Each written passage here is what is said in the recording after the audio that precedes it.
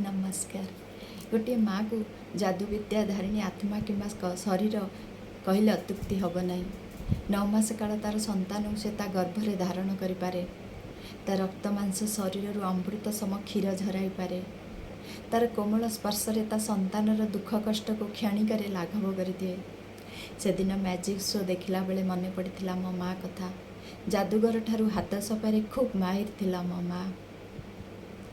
मो भात थाली रे माछ भजा नथिले मोर गोड़ छटा कांद देखी बापांकर रागरू मते बंचेबा पाई पड़िशा घर को दौड़ी जाए।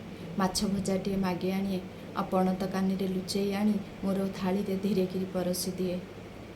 स्कूल रे मार्क कम रखिले बापांकर रागरू बंचेबा पाई मार्क लिस्ट रे निजे साइन टीए करी स्कूल को पठाई दिए।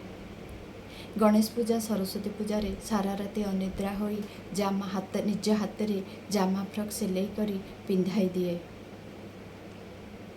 पुणी तो पुणी प्रेम विवाह पाई जिद्दी देखिले बापा को जादू विद्या करी बापा को मनाई पुणी विवाह कर दिए। पुणी तो पुणी झीर संतानहीनता देखी आश्वासना दिए मु मरीगले पुणी तोरी कोଳରେ तोरी संतान होई जन्म नेबी आउ तते ए बांझ अपवादरू निश्चय मुक्ति देवी।